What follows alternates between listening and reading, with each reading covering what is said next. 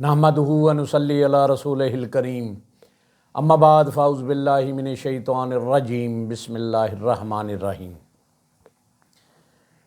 طریقت کے راہ کے مسافروں کے لیے رہنمائی نامہ، مرشد کامل روحانیت اور اس کے عملی اصول۔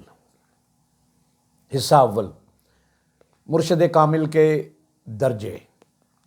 پہلا درجہ شریعت، مقصد عبادت و اطاعت، وضاحت کلمہ، نماز، روزہ، زکوٰۃ، حج میں مکمل پابندی اور اس کا مکمل علم ہونا۔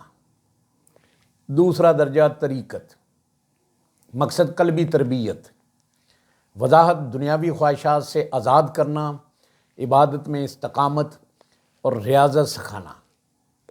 تیسرا درجہ حقیقت، مقصد فنا فی الرسول صلی اللہ علیہ وآلہ وسلم کا درجہ حاصل کرانا، وضاحت نفس کی موت، روحانی فنا، رب کے وصال کی تیاری۔ چوتھا درجہ معرفت، مقصد فنا فی اللہ، اللہ کے عشق کی مستی میں اپنی ہستی کو مٹانا، وضاحت اللہ کے اسرار سے مشرف ہونا، مہر میں راز بنانا، نور الہی سے روشنی حاصل کرانا۔ مرشد جو ان چاروں میں سے کوئی ایک بھی چھوڑ دے وہ کامل مرشد نہیں۔ حصہ دوم، مرشد و مرید کا باطنی تعلق۔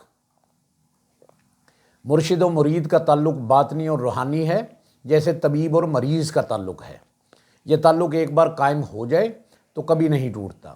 مرشد چاہے وصال کر جائے، قبر میں ہو یا دور دراز کہیں بھی ہو، مرید ہمیشہ روحانی طور پر مرشد سے جڑا رہتا ہے۔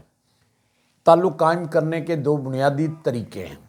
پہلا طریقہ تصور مرشد، مرید ہر دم اپنے مرشد کو ذہن میں محسوس کرے۔ دوسرا طریقہ عنایت مرشد، فیض کے ذریعے مرید کو اللہ کا نور عطا ہو اور دل کی ہم کلامی شروع ہو جائے۔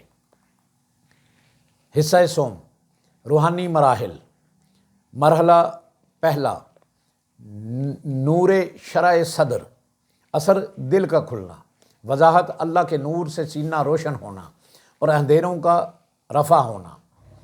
دوسرا مرحلہ، حجابوں کا اٹھنا، اثر فیض کی رسائی، وضاحت دنیاوی اور قلبی حجاب دور ہونا، اللہ کے نور کے ساتھ کائنات دیکھنا۔ تیسرا مرحلہ، دیدار مصطفیٰ صلی اللہ علیہ وآلہ وسلم، اثر اعلیٰ فیض، وضاحت بلا واسطہ فیض حاصل کرنا اور حضور صلی اللہ علیہ وآلہ وسلم کا مشاہدہ اور دیدار نصیب ہونا۔ اور آخر میں مرید کے لیے 10 عملی اصول بیعت کے بعد مرشد کی تعلیم پر بلا شرط و اطاعت اختیار کریں۔ مرشد کی تعلیمات پر بغیر کسی شرط کے اطاعت اختیار کریں۔ ہر دن ذکر و مراقبہ کے اوقات کی پابندی کریں۔ شریعت کے بنیادی ارکان پر کامل عمل و پابندی کریں۔ دنیاوی خواہشات اور حرص سے خود کو آزاد رکھیں۔ دل میں ہمیشہ نور مرشد اور اللہ کی یاد قائم رکھیں۔ مرشد کے فیوز اور نظر رحمت کے لیے دل کی توجہ مرکوز رکھیں۔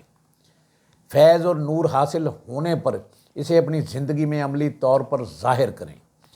عاجزی، انکساری اور توکل اللہ پر عمل پیرا رہیں۔ گناہوں اور لغزشوں سے خود کو دور رکھیں اور استقامت اختیار کریں۔ روحانی سفر میں مرشد کی رہنمائی کے بغیر خود اس کو سر نہ کریں۔